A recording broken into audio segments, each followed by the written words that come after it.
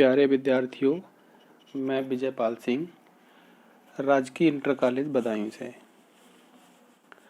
विद्यार्थियों, हम लोग कक्षा 10 के सामाजिक विज्ञान विषय के अंतर्गत भूगोल विषय को पढ़ रहे हैं और इस भूगोल विषय में हम लोगों ने पिछली कक्षा में पाठ 2 को प्रारंभ किया था। ये पाठ का नाम है वन एवं वन्य जीव संसाधन। इस वन एवं वन्य जीव संसाधन वाले पाठ में हम लोगों ने पीछे काफ़ी पढ़ा था इसके बारे में कि ये वन और वन्य जीव मतलब इनका संरक्षण, इनकी जातियाँ, किस तरह से ये जातियाँ लुप्त हो रही हैं, कौन कौन सी जातियाँ लुप्त हो रही हैं, है ना। बहुत सारी चीज़ों को हमने इस बारे में पढ़ा था। तो आइए आगे प्रारंभ करते हैं। पिछली कक्षा में हम लोगों ने यहाँ तक पढ़ लिया था, जैसा कि आप देख पा रहे होंगे। आज हम प्रारंभ करेंगे हिमालयन यब संकट में। हिमालयन यब यानी कि हिमालयन यब चीड़ की प्रकार का सदाबहार वृक्ष, मतलब चीड़ की प्रकार का सदाबहार एक सदाबहार वृक्ष है। और किसकी प्रजाति का है? जो चीड़ के जो पेड़ होते हैं उसकी प्रजाति का एक पेड़ है। कौन? हिमालयन यब। एक औषधीय पौधा है। औषधि मतलब औषधि, जो औषधि जिस पौधे से औषधियाँ बनती हैं, तो ये क्या है? हिमालयन यब एक औषधीय पौधा है जो हिमाचल प्रदेश और अरुणाचल प्रदेश के कई क्षेत्रों में पाया जाता है। मतलब ये सब जगह नहीं पाया जाता है। ये हिमाचल प्रदेश और अरुणाचल प्रदेश जो क्या है, पहाड़ी हैं और बहुत ठंडे प्रदेश हैं, मतलब पाया जाता है। पेड़ की छाल, पत्तियाँ, टहनियाँ, इस पेड़ की जो छाल है और जो पत्तियां हैं, टहनियां हैं और जड़ों से टक्सोल नामक रसायन निकाला जाता है। मतलब यह जो पेड़ है हिमालयन यब, इसकी छाल, इसकी पत्तियां, टहनियों से क्या है, एक टक्सोल नामक रासायनिक पदार्थ जिससे दवाई बनती है, टक्सोल नामक रासायनिक पदार्थ निकाला जाता है तथा इसे कुछ कैंसर रोगों के उपचार के लिए प्रयोग किया जाता है। यानी कि इस पेड़ से जो रासायनिक पदार्थ निकाला जाता है उस पदार्थ का नाम क्या है? टक्सोल। और इस टक्सोल रसायन का प्रयोग जो कैंसर नामक बीमारी है उस बीमारी के उपचार के लिए इस रसायन का प्रयोग किया जाता है। इससे बनाई गई दवाई विश्व में सबसे अधिक बिकने वाली कैंसर औषधि है। मतलब विश्व में सबसे ज़्यादा जो दवाई बिकती है कैंसर की, उस दवाई में इस रसायन का प्रयोग किया जाता है। इसके अत्यधिक निष्कासन से इस वनस्पति जाति को खतरा पैदा हो गया है। मतलब इसके बहुत अधिक प्रयोग से, है ना, इस वनस्पति को, इस पेड़ को क्या है, खतरा पैदा हो गया है। पिछले एक दशक यानी 10 सालों में लगभग हिमाचल प्रदेश और अरुणाचल प्रदेश में विभिन्न क्षेत्रों में यब के हजारों पेड़ सूख गए हैं। मतलब इन प्रांतों में, इन प्रदेशों में जो हिमालयन यब नामक जो पौधा था इससे औषधि बनाई जाती है, हजारों पेड़ क्या हुआ, सूख गए ऐसे ही। भारत में जैव विविधताओं को कम करने वाले कारकों में वन्य जीव के आवास का विनाश। भारत में जैव विविधताओं को कम करने वाले कारकों, मतलब जैव विविधता को कम करने वाले कारकों में क्या क्या शामिल है? वन्य जीव के आवास का विनाश, जंगली जानवरों को मारना व आखेटन माने शिकार करना, पर्यावरण का प्रदूषण, विषाक्तीकरण और दवा नल आदि शामिल हैं। मतलब ये सब चीज़ें इसमें शामिल हैं। किसमें? जैव विविधता को कम करने वाले कारकों में। पर्यावरण विनाश के अन्य मुख्य कारकों में संसाधनों का असमान बंटवारा। पर्यावरण का जो विनाश हो रहा है ना, उसमें मुख्य कारक क्या है? संसाधनों का असमान बंटवारा। संसाधन क्या है? सब जगह एक जैसे नहीं है। कहीं उनका संसाधनों का प्रयोग हो पा रहा है तो कहीं प्रयोग नहीं हो पा रहा है, कहीं बहुत ज़्यादा प्रयोग हो रहा है तो कहीं बहुत कम प्रयोग हो रहा है। तो क्या है? असमान बंटवारा है। और उनका असमान उपभोग और पर्यावरण के रख रखाव की जिम्मेदारी में असमानता शामिल है। मतलब जो पर्यावरण में क्या है, उनका उपभोग, जो संसाधन है पर्यावरण में, उनका उपभोग, उनकी जिम्मेदारी, मतलब उनको कौन प्रयोग करने वाले उसका लगातार प्रयोग कर रहे हैं, उन्हें कोई मतलब नहीं है ना। ये सब चीज़ें के क्या है, इसमें बहुत ज़्यादा असमानता देखने को मिलती है। आमतौर पर विकासशील देशों में पर्यावरण विनाश का मुख्य दोषी अत्यधिक जनसंख्या को माना जाता है। आमतौर पर क्या, जो विकासशील देश है, जैसे हमारा भारत ही क्या है, एक विकासशील देश है, तो ऐसे देशों में क्या है, जनसंख्या बहुत ज़्यादा है, बहुत ज़्यादा जो जनसंख्या है उसको भी इस पर्यावरण विनाश के लिए एक मुख्य कारक माना जाता है। भाई जाहिर सी बात है, जहाँ जनसंख्या ज़्यादा होगी तो संसाधनों का प्रयोग भी ज़्यादा होगा, तो क्या है, जनसंख्या को एक मुख्य कारक माना जाता है पर्यावरण के विनाश के लिए। यद्यपि एक अमेरिकी नागरिक का औसत संसाधन उपभोग एक सोमाली नागरिक के, मतलब एक अमेरिका के नागरिक और एक सोमाली के नागरिक के औसत उपभोग से 40 गुना ज़्यादा है।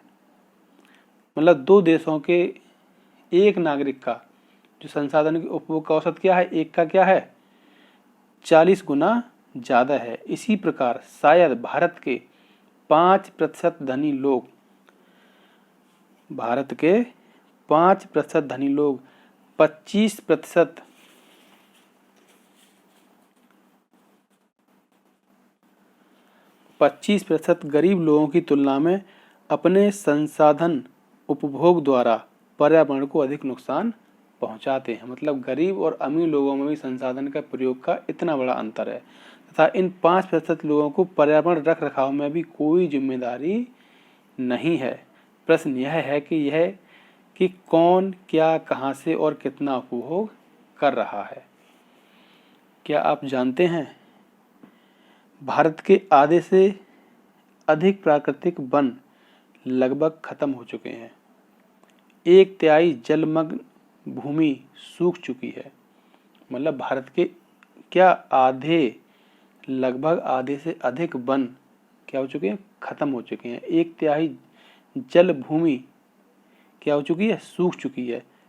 70% धरातलीय जल क्षेत्र प्रदूषित, मतलब जो हमारे धरातल पर जितना जल है, जो पानी भरा है, उसमें क्या है, 70% कैसा हो चुका है, प्रदूषित, मतलब उसमें प्रदूषण फैल गया है। 40% मैंग्रोव क्षेत्र लुप्त हो चुका है। जो मैंग्रोव क्षेत्र हैं उसमें कितना, 40%।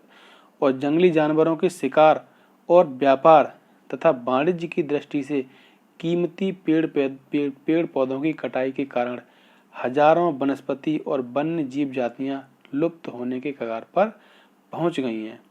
मतलब जो हमारे वनस्पतियां हैं, हमारे जीव जंतु हैं, किसके, व्यापार, इनका बहुत बड़ा व्यापार जो हो रहा है उसके कारण क्या हुआ है, इनकी जो बहुत सारी जीव जंतुओं और वनस्पतियों की जातियां बिल्कुल लुप्त होने के कगार पर पहुंच गई हैं।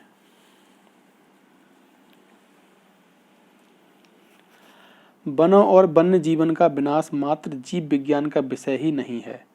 जैव संसाधनों का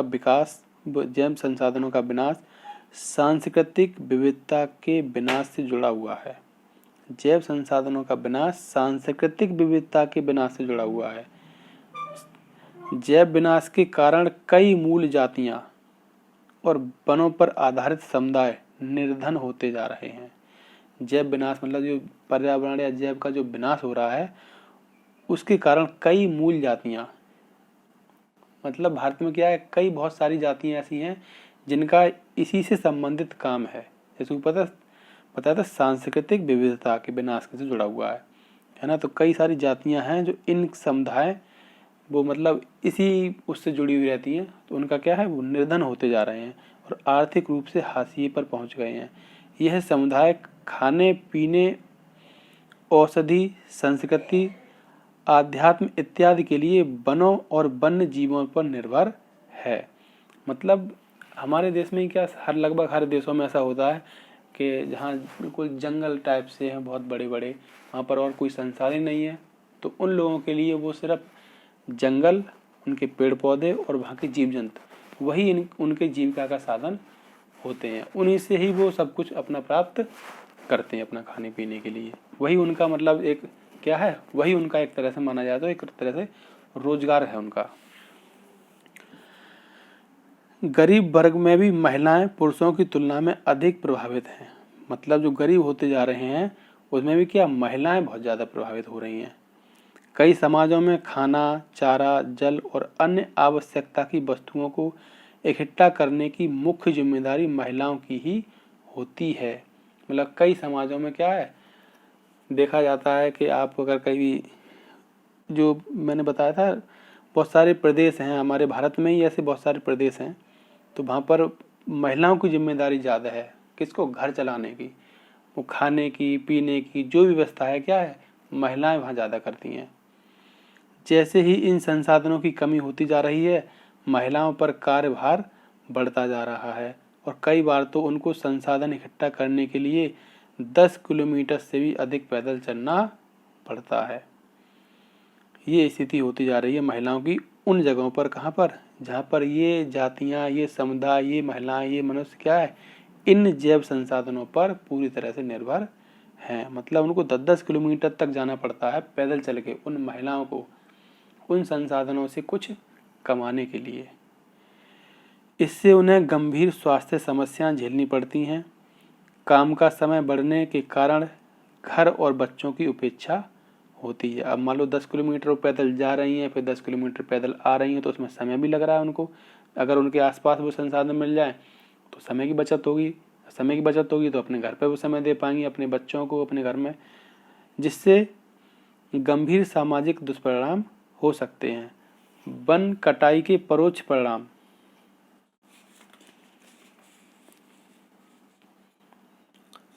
वन कटाई के परोक्ष परिणाम जैसे सूखा और बाढ़ भी गरीब तबके को सबसे अधिक प्रभावित करता है। जो वन की ज़्यादा कटाई होती है उसका परिणाम क्या होता है कि सूखा ज़्यादा पड़ती है और बाढ़ भी आती है। इस स्थिति में गरीबी, पर्यावरण निम्नीकरण का सीधा परिणाम होता है। भारतीय उपमहाद्वीप में वन और वन्य जीवन मानव जीवन के लिए बहुत कल्याणकारी है। भारतीय उपमहाद्वीप, जो हमारा भारतीय उपमहाद्वीप है, उसमें क्या है, वन और वन्य जीवन मानव जीवन के लिए बहुत ज़्यादा कल्याणकारी है, मतलब बहुत ज़्यादा उपयोगी है। अतः यह आवश्यक है कि वन और वन्य जीवन के संरक्षण के लिए सही नीति अपनाई जाए। इन सबको सही से सुरक्षित तरीके से प्रयोग किया जाए, ये बहुत ही जरूरी है। भारत में वन और वन्य जीवन का संरक्षण। वन्य जीवन और वनों में तेज गति से हो रहे ह्रास के कारण इनका संरक्षण बहुत आवश्यक हो गया है। वन्य जीवन और वनों में तेज गति से हो रहे ह्रास मतलब गिरावट, इनमें गिरावट आ रही है, तो इनका संरक्षण बहुत आवश्यक हो गया है। परंतु हमें वनों और वन्य जीवन का संरक्षण करना आवश्यक क्यों है? संरक्षण से पारिस्थितिकी विविधता बनी रहती है। इनका जो संरक्षण करना है उसे क्या है, पारिस्थितिकी विविधता है, जो हमारे पर्यावरण की विविधता है वो क्या है, बनी रहती है, तथा हमारे जीवन साध्य संसाधन, हमारे जीवन के जो साधन के संसाधन हैं कौन कौन से, जल, वायु और मृदा बने रहते हैं। हम विभिन्न जातियों में बेहतर जनन के लिए वनस्पति और पशुओं में जीन्स जेनेटिक विविधता को भी संरक्षण करती हैं। उदाहरण के तौर पर हम कृषि में अभी भी पारंपरिक फसलों पर निर्भर हैं। मतलब कृषि में भी अभी भी हम पारंपरिक जो फसलें चली आ रही हैं उन्हीं की हम उस पर निर्भर हैं। जलीय जीव विविधता मोटे तौर पर मछली पालन बनाए रखने पर निर्भर हैं। मतलब जलीय जीवों में क्या है, सिर्फ क्या मछली पालन तो ही कर पा रहे हैं हम लोग, है ना। 1960 और 1970 के दशकों के दौरान पर्यावरण संरक्षकों ने राष्ट्रीय वन्य जीवन सुरक्षा कार्यक्रम की पुरजोर मांग की। 1960 और 1970 के दशकों में जो पर्यावरण को संरक्षण चाहते थे, जो पर्यावरण के थोड़े जागरूक लोग हो गए थे, उन्होंने क्या करा कि राष्ट्रीय वन्य जीवन सुरक्षा कार्यक्रम की पुरजोर मांग की। उन्होंने कहा कि ये मतलब पर्यावरण का, इन वन्य जीवन का सुरक्षा इनका बहुत ज़रूरी है। तो इसके लिए भारतीय वन्य जीवन रक्षण अधिनियम 1972 में लागू किया गया। एक अधिनियम लागू किया गया, इसका नाम था भारतीय वन्य जीवन रक्षण अधिनियम 72। इसे आप लोग याद रखेंगे, ये सवाल पूछा जाता है, कभी अक्सर पूछा जाता है परीक्षाओं में। जिसमें वन्य जीवों के आवास मतलब जो अधिनियम पारित किया गया उसमें कौन कौन सी बातें शामिल थीं?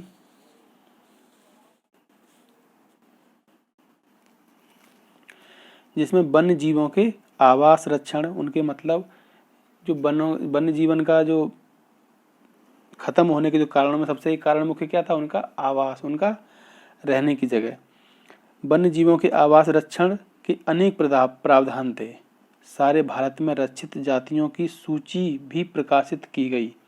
मतलब इस अधिनियम के तहत जो जीव जंतु थे उनकी क्या एक सूची प्रकाशित की गई। इस कार्यक्रम के तहत बची हुई संकटग्रस्त जातियों के बचाव पर, शिकार प्रतिबंधन पर, वन्य जीव आवासों का कानूनी रक्षण तथा जंगली जीवों के व्यापार पर रोक लगाने आदि पर प्रबल जोर दिया गया। मतलब ये जो अधिनियम पारित किया गया उसमें क्या कहा कि जो संकटग्रस्त जातियां हैं न तो उनका शिकार किया जाएगा, न उनको मारा जाएगा और न उनका व्यापार किया जाएगा। इस चीज़ पर रोक जो है लगाई गई।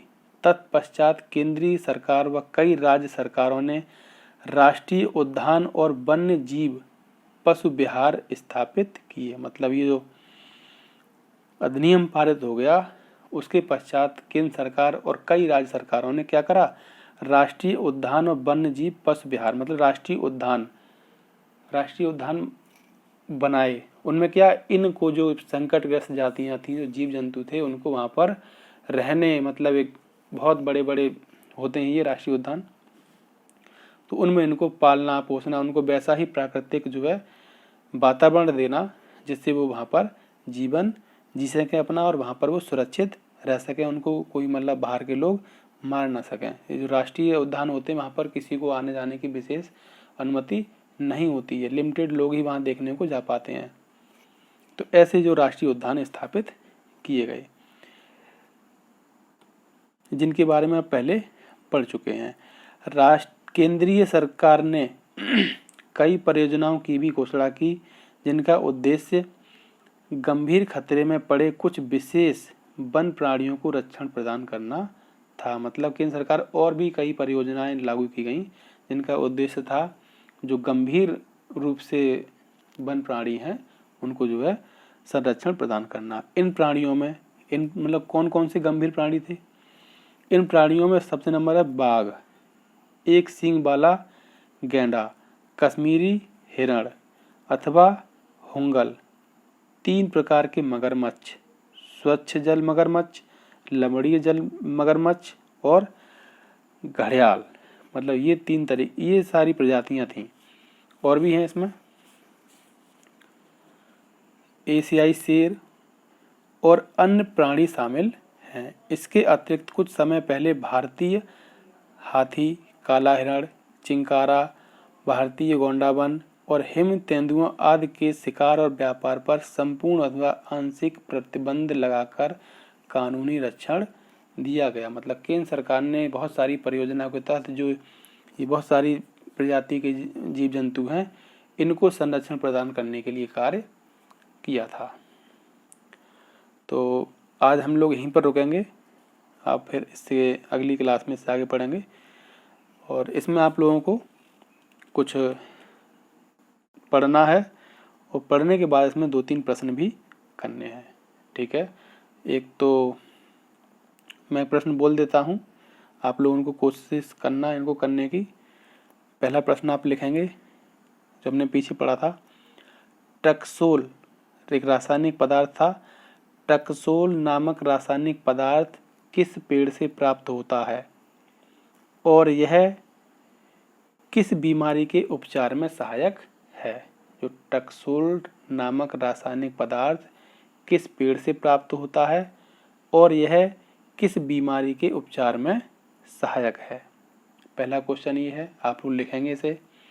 दूसरा प्रश्न है, भारतीय वन्य जीवन रक्षण अधिनियम कब लागू हुआ?